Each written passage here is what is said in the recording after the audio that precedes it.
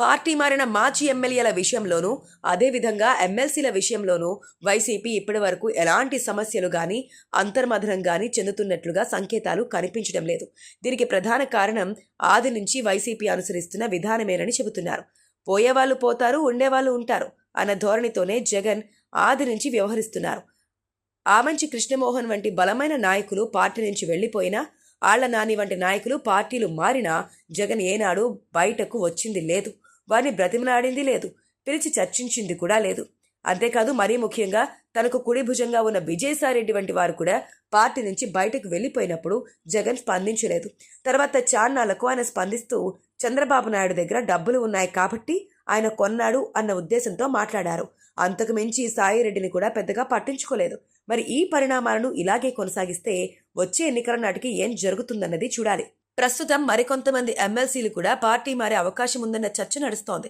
తాజాగా జరుగుతున్న అసెంబ్లీ వర్షాకాల సమావేశాల్లో శాసనసభలో కార్యక్రమాలు సాఫీగానే నడుస్తున్నప్పటికీ శాసన మండలిలో మాత్రం వైసీపీ నుంచి బలమైన పోరాటం కనిపిస్తోంది.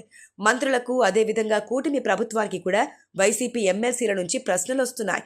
ఈ నేపథ్యంలో మండలిలో పైచేయి సాధించాలంటే మరో 4 తీసుకుంటే సరిపోతుంది అనే అంచనా టీడీపీ వర్గాల్లో ఉంది.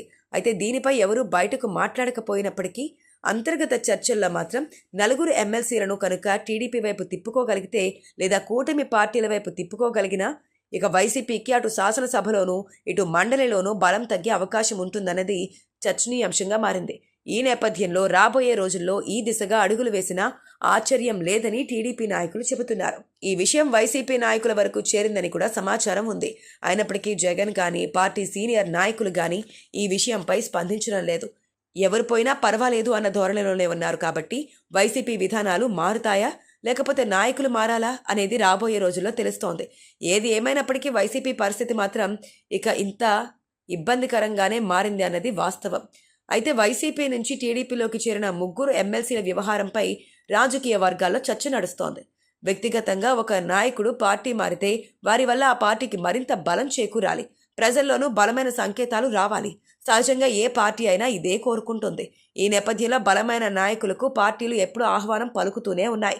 ఈ కోణంలో చూసుకుంటే తాజాగా వైసీపీ నుంచి టీడీపీలోకి వచ్చిన ఎమ్మెల్సీలలో ఎవరి బలమెంత, ప్రజల్లో వారికి ఉన్న గ్రాఫ్ ఎలా ఉంది వంటి అంశాలను టీడీపీ నాయకులు సహా వైసీపీ నేతలు కూడా అంచనా వేస్తున్నారు.